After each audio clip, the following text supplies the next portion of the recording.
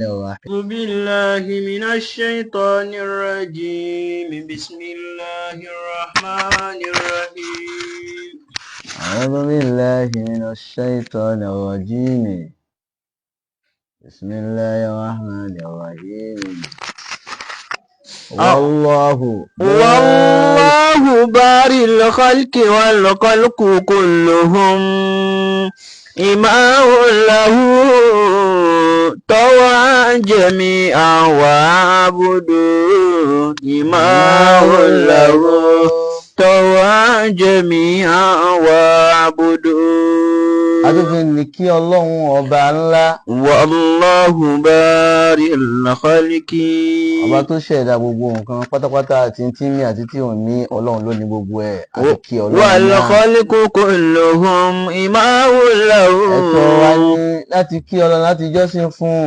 طوعا جميعا ó tẹ́ ẹ lọ́rùn kò tẹ́ ẹ lọ́rùn dandan ní láti jọ́sìn fún ọlọ́run lára ìjọsìn ọlọ́run kan lára ìjọsìn ọlọ́run kan lèyí tà ń ṣe yìí láti fi máa rí àwọn ohun tí ń ṣẹlẹ̀ láti fi máa bá wa sọ̀rọ̀ ọlọ́run èyí tá a tún mú wá ní ọ̀sẹ̀ yìí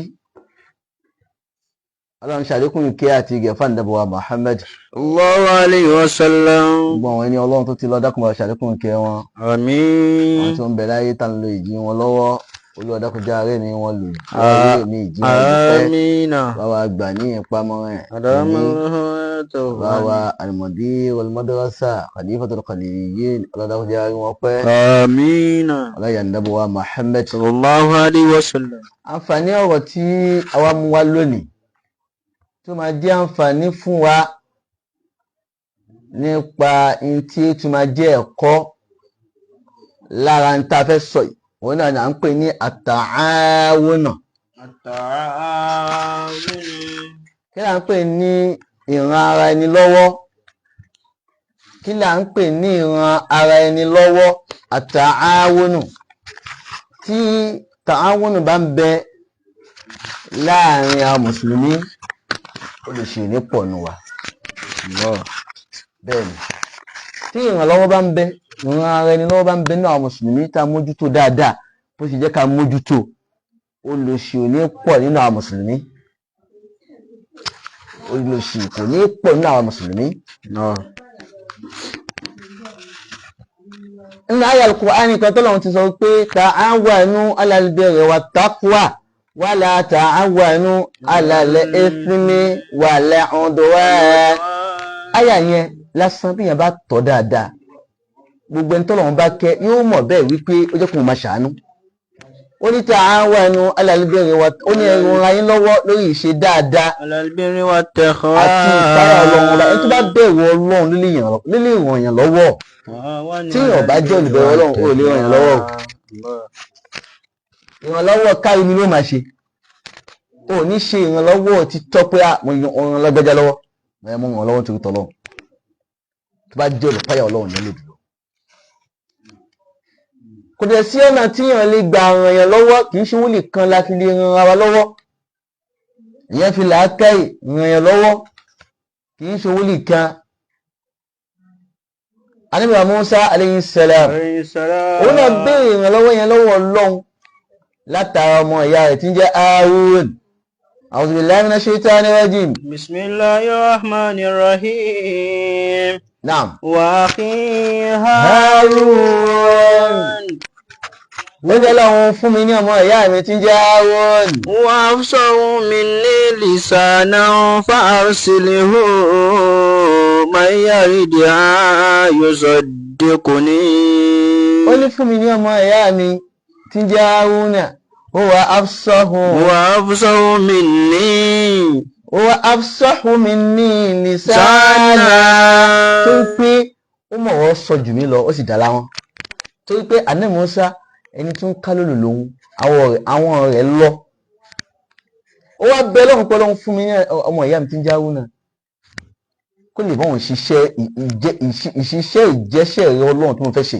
Wa afsahu minni lisana. Ọlọ́run sì yọ̀ǹda fún ó wá ní kí ni. Fàárísílẹ̀ wọ́n máa yá. ó ní kọ́lọ́hún jọ̀wọ́ kó ṣe ní ẹni tí àwọn ọjọ́ máa ṣiṣẹ́ papọ̀ tó wọn jọ ríṣẹ́ yẹn jẹ́ tó wọn jọ jíṣẹ́ yẹn papọ̀ ọlọ́run sì fún. rídí àyò sọdíkù ní. ó ní kó lè máa jẹ́ bíbàṣírí fóun kó lè jẹ́ ìrànlọ́wọ́ fóun láti jẹ́ kí ọ̀rọ̀ òun jẹ́ òdodo létí àwọn èèyàn tóun fẹ́ sọ fún tó pé tóun bá ń sọ̀rọ̀ àwọn èèyàn lè máa gbọ́yé ṣùgbọ́n Haruna gbọ́n tí Musa wí tóun bá ti wá sọ Haruna wà bá a gbé ọ̀rọ̀ yẹn síta pé àwọn àfáà sọ láyé àwọn òjíṣẹ́ ọlọ́run sọ láyé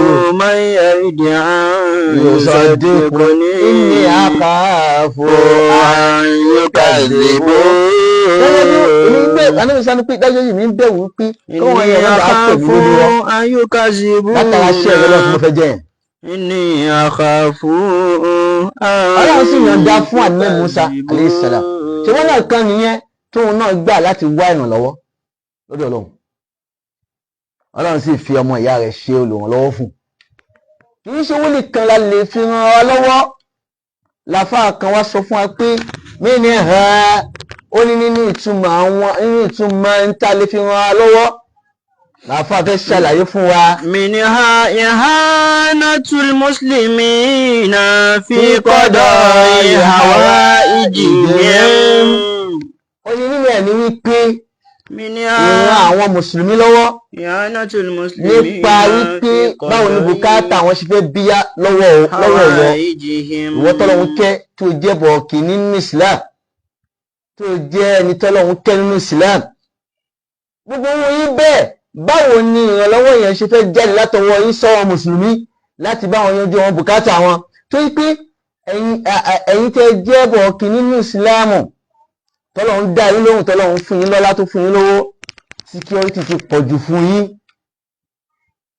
ẹ ní máa ń tíyà ń jẹ́ ní Islam nígbà tó yẹ kí tó má dẹnu géètì gan security ó kọ̀ bí ìpè tí wọ́n fún yín ní appointment tó bá ti ní kò sí ẹ ní wọn ọ̀nà wọn láti gbà rí ṣùgbọ́n nígbà tẹ́yìn fẹ́ bí lọ́wọ́ Ọlọ́run kò sí security kankan tó wà láàárín ẹ̀yin àtọ́lọ́run tó kọ́lọ́run tó dá yín lóhùn làákàyè tẹ lù yín náà tó fi sọ síìdì yẹn ǹjẹ́ ìlẹ̀ ní làákàyè náà bí kì í ṣọlọ́run ṣùgbọ́n tó yẹ pé ṣe lè wá ọ̀nà pé báwo ni gbogbo mùsùlùmí ẹṣin bẹ́ẹ̀ wọn mùsùlùmí lọ́wọ́ kò ní ṣe wípé dìgbà tí àwọn security bá dáwọn èèyàn dúró lọ́nà ìyà ń jẹ mùsùlùmí àwọn mùsùlùmí ń bẹ tí ìyà ń jẹ ihanatul muslimina ìwà ìrànlọ́wọ́ láti ran mùsùlùmí lọ́wọ́ nípa gbígbọ́ bùkátà wọn látọwọ́ ti yín wa igafatul mulhufina àti ìṣe ìrànlọ́wọ́ fún àwọn tó yá sí pé wọ́n wà nínú ìdààmú tó jẹ́ olóṣì pọ́nbélé tí wọ́n jí láàárọ̀ báyìí bó ṣe jí láàárọ̀ kùtù ní tí wọ́n jẹ láàárọ̀ yẹn tí wọ́n jẹ lọ́sàn-án tí wọ́n jẹ láàárọ̀ wọ́n àmọ́ ní tí wọ́n jẹ láàárọ̀ tí wọ́n jẹ lọ́sàn-án wọ́n àmọ́ gbèlé alẹ́ gbogbo wọn náà ń bẹ nínú ìsìláàmù wọ́n ń bẹ nínú ayé báwo lẹ́yìn tọ́lọ̀ ń ṣàánú yẹn báwo lẹ ṣe fẹ́ mọ̀ wọ́n ṣùgbọ́n àwọn tó wà lókè yẹn lẹ́ẹ̀mọ́dá lóhùn kí ni ìlú èsì ṣàn dísàlẹ̀ àwọn tí bí ń pa bẹ́ẹ̀ wọ́n pọ̀ ní Islam báwo lẹ ṣe fẹ́ ràn wọ́n lọ́wọ́ kẹyẹ wọ́n kúrò nínú oṣù yẹn tí wá sí pé ẹ máa empower àwọn táwọn náà fi dúró dédé àwọn tó lè ṣe bẹ́ẹ̀ ń bẹ nínú yìí kí ló tẹ̀ wá ṣe àbíkẹ́ lọ máa wá gbé àbí tí wò bá ní connection lónìí dọ́dọ̀ lágbájá o connection kẹ̀yìn kò sí láàárín ẹ̀yin àtọ́lọ́hùn kọ́lọ̀ tó dá iná kí ló dé wá ń sọ pé dìgbà táwọn bá ní connection kan tó dọ́bẹ̀ nìkan tí wọ́n fún wọn bá ní ẹbọ lẹ́wù kí ló dé tẹ́lu géètì ẹ̀wọ̀ àwọn open link láti jẹ́ káwọn yẹn wọlé àwọn bàbá wa àtàwọn àfọ́ Ọlọ́run tó ti ṣe owó ẹlẹ́yà àtijọ́ wọn ti géètì àwọn mẹ̀kúnnù ó wọlé directly wọ́n lọ bá wọn ni. Gazatul mulhufin àti pé ìwà ìrànlọ́wọ́ fún àwọn tí ó yá sí pé wọ́n jẹ́ olùṣìpọ́nbílí tí wọ́n rí tí wọ́n jẹ wọ́n ní tí wọ́n wọ̀ wọ́n ní tí wọ́n mu. wa ma'awanatu du'afa'i wal muhtajina bákan náà àti ìkúnlọ́wọ́ fún àwọn tí wọ́n lẹ bẹ́ẹ̀ ni tí ò lójú tí ò lẹ́sẹ̀ báwo ló ṣe fẹ́ live.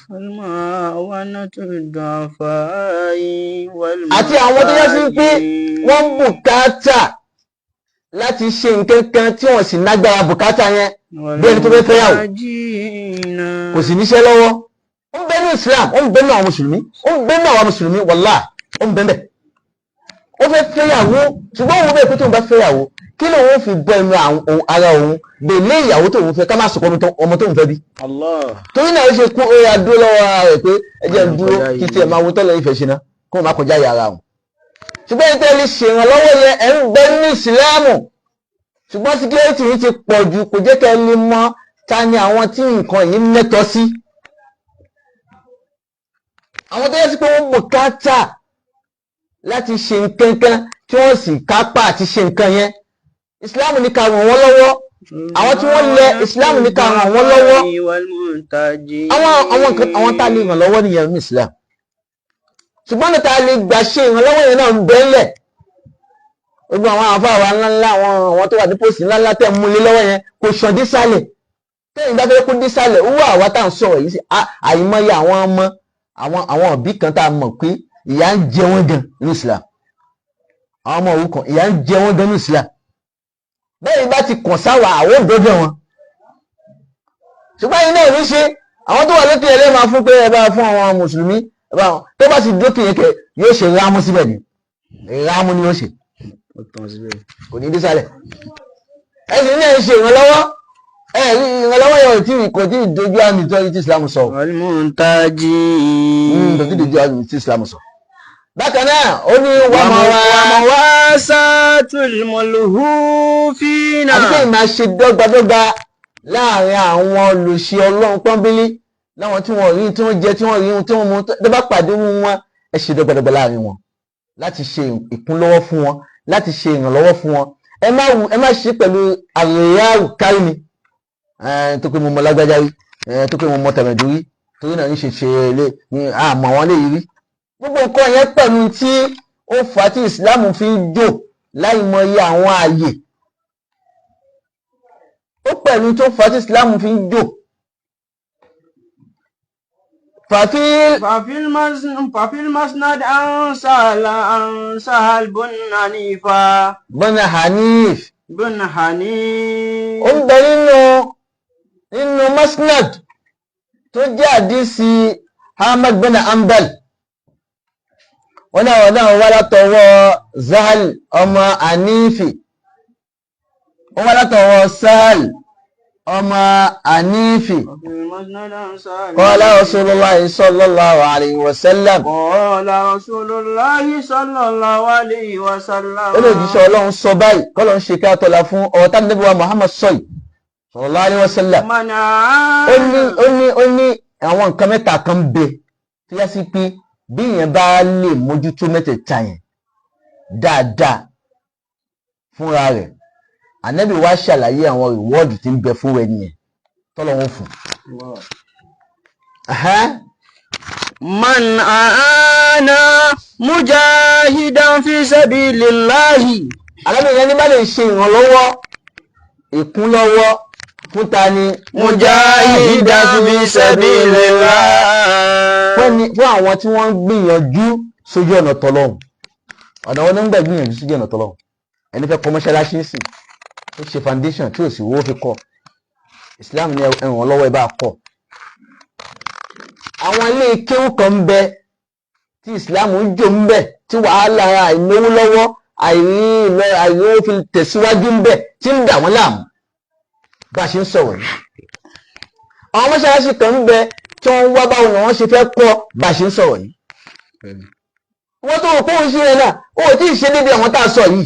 Man aana mujahidan fi sabilillahi. Àìmọye àwọn ọmọ òun kan tó wà nínú ìdààmú tó ń rẹ́ni ràn wọ́n lọ́wọ́ ọ̀pọ̀ táwa mọ̀ wọ́n tá a mọ̀ wọ́n dáadáa. Ìwọ́n tó bá fẹ́ ṣe owó ìrànlọ́wọ́ yẹn wọ́n kàn sáwa. Àwọn ẹdẹ́bẹ̀ ni kì í ṣe kó fún wa lówó. Àwọn ẹdẹ́bẹ̀ pé àwọn ilé mọ́ṣáláṣí àwọn ilé ẹ̀kọ́ ìyà ń jẹ wọ́n. Àlẹ́ mi ní gbogbo ẹni tó bá lè ṣe ìgbìyànjú yẹn sójú ọ̀nà tọ́lọ́hun látara àwọn nǹkan tá a sọ yìí ẹni àkọ́kọ́ nìyẹn tá a Ànábì sọ. Ẹni ìkejì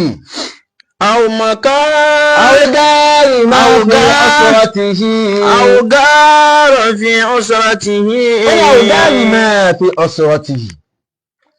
Ẹni ìkejì lẹ́ni tó yá sí pé ó jẹ gbèsè nígbà tó jẹ gbèsè wọ́n wá ń bẹ nínú ìdààmú gbèsè yẹn kò rí gbèsè náà san èyí tá a tún sọ yìí náà wàláhì wọ́n pọ̀ lẹ̀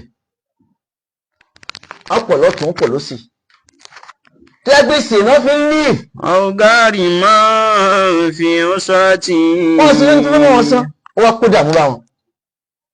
ṣùgbọ́n wọn àwọn táwọn ń sọ yìí àwọn àfàdúrà àwọn ràn wọ́n lọ́wọ́ pẹ̀lú ọlọ́run kò yíyọ o yóò bá wa là yín bẹ̀ o.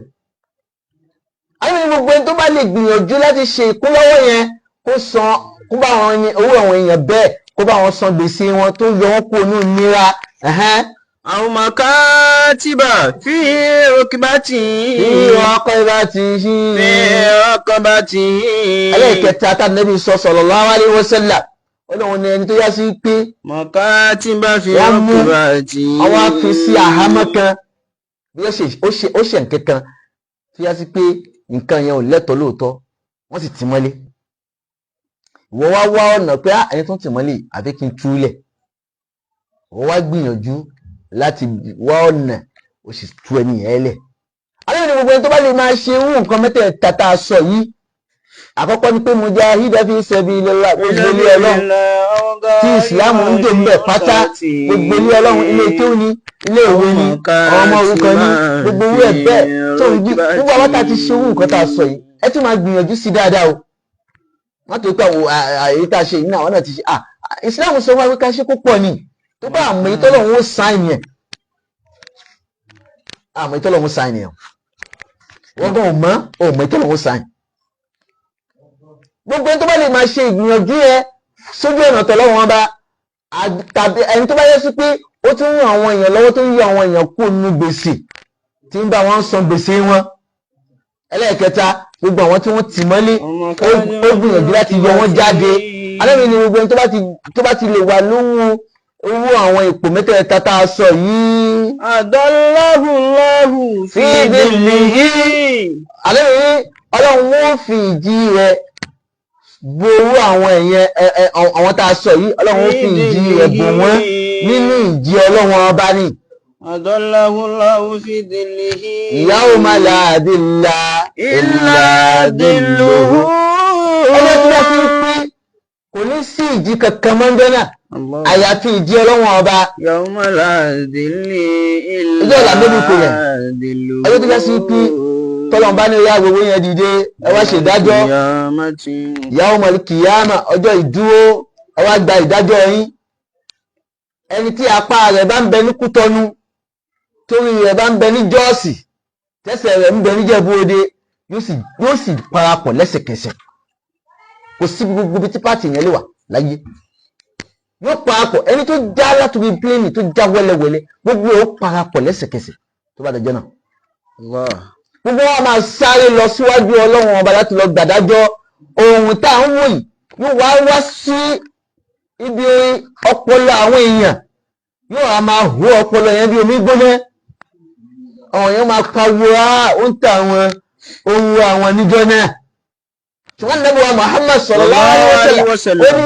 ìran mẹ́ta tá a sọ yìí tó bá pẹ̀lú àwọn tó ń ṣe ìrànlọ́wọ́ fún àwọn ìran mẹ́ta tá a sọ yìí ó ní wọ́n àwọn ẹni bẹ́ẹ̀ ìjì ọlọ́run máa wà lórí wọn wọ́n máa lọ pẹ̀lẹ́pẹ̀lẹ́ ni pẹ̀lẹ́pẹ̀lẹ́ láwọn máa lọ. àdọ̀lùwọ́láhù fi dìlì yawma la dilla illa dilluhu.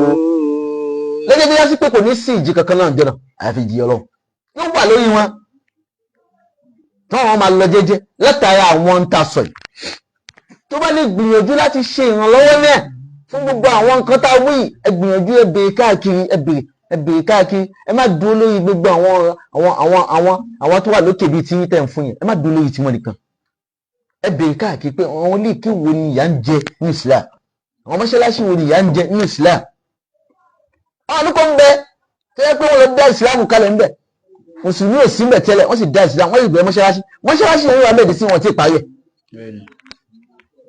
ó ń bẹ lọ́wọ́lọ́wọ́ tí mo sọ̀rọ̀ gbogbo yẹn náà gbìyànjú láti ṣiṣẹ́ ọlọ́run bẹ̀ tẹ́yìn bá fẹ́ mọ̀ ẹ̀kàn sáwà á mú yín débẹ̀.